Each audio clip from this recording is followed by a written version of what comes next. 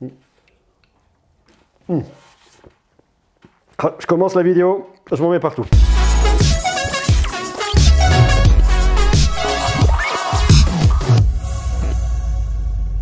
J'espère que vous allez bien. Aujourd'hui, on va se parler d'un produit que je vous ai déjà présenté il y a quelques jours, dont je vous ai déjà parlé. Je vous invite à vous prendre une petite canette, quelle qu'elle soit, un verre d'eau, ce que vous voulez. On se pose, on regarde ça, on se détend. On est vachement bien. Regardez, moi je pose à mon tour. Pas idée, on commence à faire des vidéos, on se stache. Voilà, bravo. Bravo, monsieur Grog. Ce nouvel ordinateur, c'est celui-là. C'est le Lenovo ThinkPad X1 Fold. Fold, pourquoi? Parce qu'il se plie. C'est un ordinateur avec un écran qui se plie. Alors, pour mieux le voir, je vous enlève la partie clavier au centre et je fais attention au reflet, parce qu'il y a beaucoup de lumière ici. Ça se plie. Et c'est vraiment une super machine extrêmement intéressante. Elle nous montre une possible vision de l'ordinateur du futur avec un usage, c'est le fait de rétrécir les écrans, la miniaturisation, je ne sais même plus parler, la miniaturisation des produits, tout simplement parce qu'on va réduire l'encombrement en venant le plier. On va venir gagner forcément en épaisseur, on fait la taille d'un gros bouquin.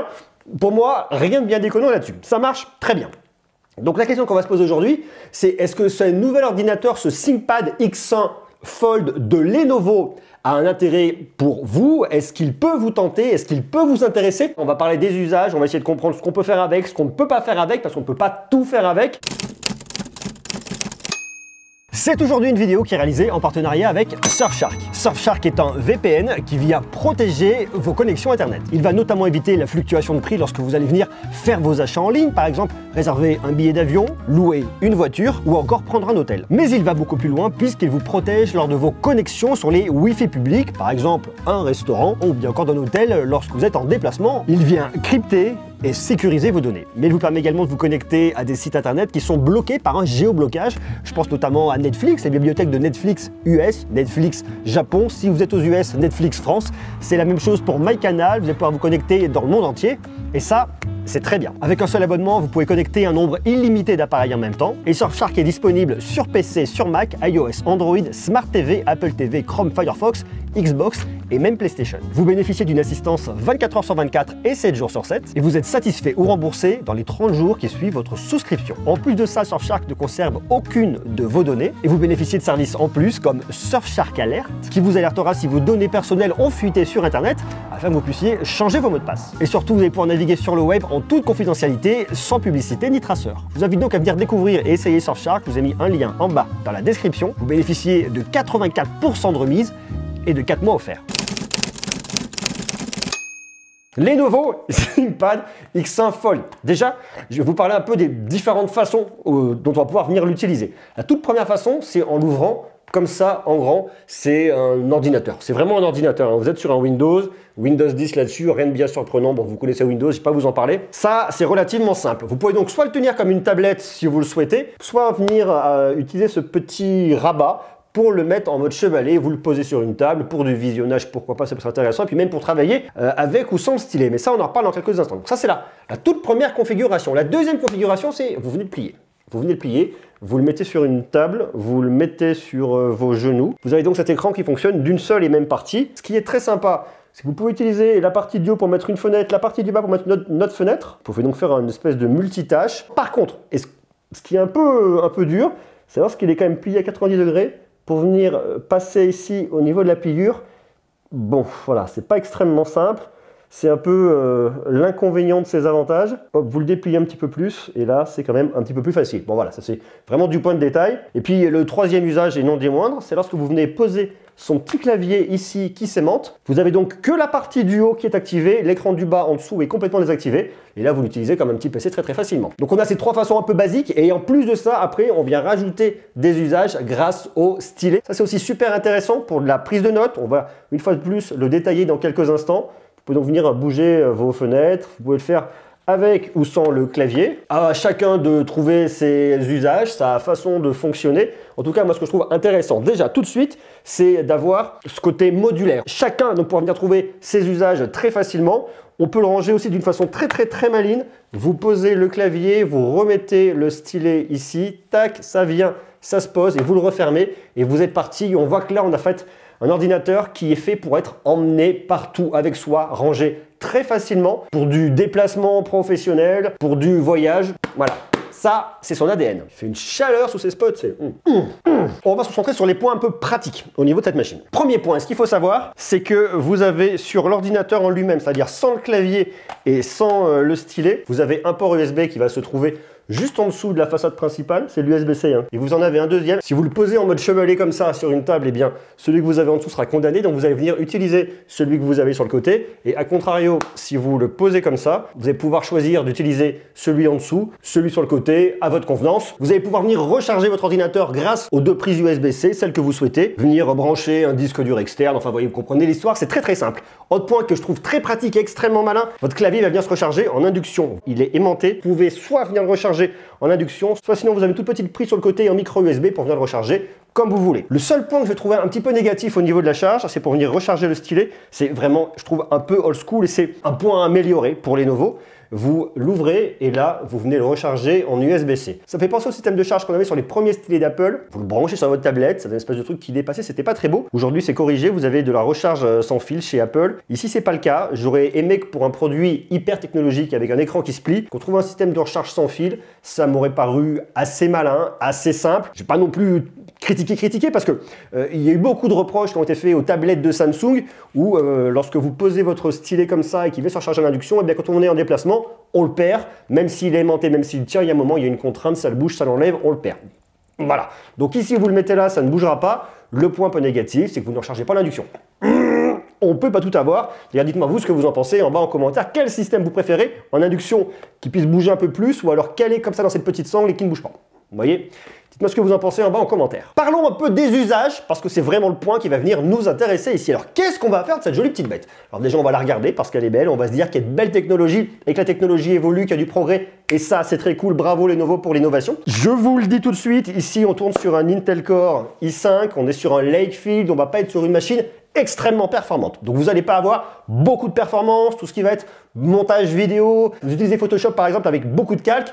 C'est pas forcément cette machine qui est faite pour vous puisqu'elle n'aura pas beaucoup de performance à l'intérieur. Néanmoins, son intérêt, c'est qu'elle est extrêmement polyvalente et que vous l'emmenez partout avec vous. Alors, pour moi, l'intérêt principal que vous allez retrouver, ça va être pour toute une partie productivité avancée avec de la modularité. Vous êtes en déplacement, vous avez un rendez-vous professionnel, vous avez un ordinateur avec un tout petit écran, pour le coup ici. Mais si vous vous dites, ah, je veux un plus grand écran et je vais pouvoir l'utiliser avec mon clavier, eh bien vous enlevez votre clavier, il va se connecter en Bluetooth directement. Vous pouvez soit le poser à plat, soit sur le mode chevalet. Et là, vous avez un écran quand même un peu plus grand. Et là, vous venez l'utiliser comme ça. Je puis vous assurer qu'en termes d'usage, c'est super cool. Et personnellement, j'aime beaucoup. Je me suis vraiment régalé en l'utilisant comme ça. Donc ça, c'est très bien. Le clavier, même s'il peut paraître un peu petit, surtout extrêmement fin. Et si vous en douterez, on n'est pas sur un ordinateur classique, donc on n'a pas d'angle. On n'a pas un côté un peu repose-poignet. On a un tout petit trackpad. Mais une fois de plus, on est sur une machine qu'on va venir prendre lorsqu'on va se déplacer. Peut-être en complément d'un PC un peu plus gros à la maison pour l'usage familial. Ça, c'est vraiment la machine qu'on va prendre une fois de plus quand on se déplace. Alors, c'est un certain coût quand on se déplace.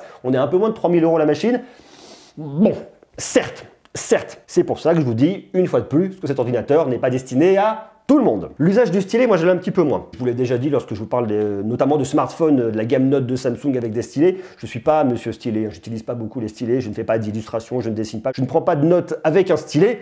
Donc l'usage, je ne l'ai pas trop. Mais pour toutes les personnes qui ont ces usages-là, je pense que vous allez vous régaler ici. D'autant plus que ce stylet est fait en partenariat avec Wacom. Mais une fois de plus, dans l'idée de l'illustration, dans l'idée de la création, eh bien vous n'avez pas beaucoup de performance. Donc, si vous êtes illustrateur, si vous êtes dessinateur, c'est peut-être pas cette machine-là qu'il vous faudra pour venir travailler directement avec votre stylet. Il faudra privilégier une tablette graphique de très bonne qualité plutôt qu'avec une très jolie machine, même si elle coûte quand même un certain prix. Qui dit ordinateur qui se plie dit charnière. Ça, c'est un truc qui est très important. Il vous faut une très bonne charnière, il vous faut une très bonne finition. Ici, on a une très bonne finition.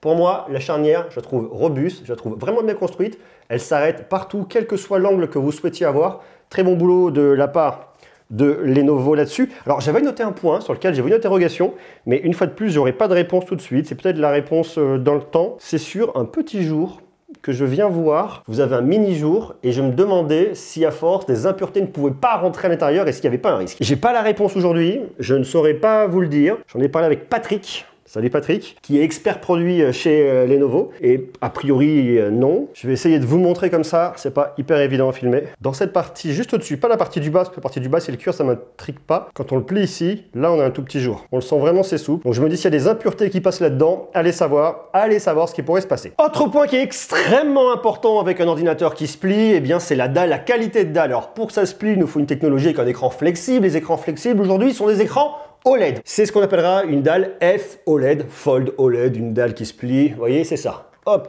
Bon, là-dessus, vous l'avez vu, ça se plie, c'est beau. Je la trouve de bonne qualité. Ça peut vous paraître subjectif peut-être, mais moi en tout cas, j'ai vraiment apprécié que ce soit pour venir travailler, pour avoir du loisir. J'ai beaucoup travaillé sur Notion pour préparer toute l'année 2021 sur Monsieur Greux. Je l'ai utilisé pour regarder aussi du contenu multimédia. J'ai joué un petit peu avec.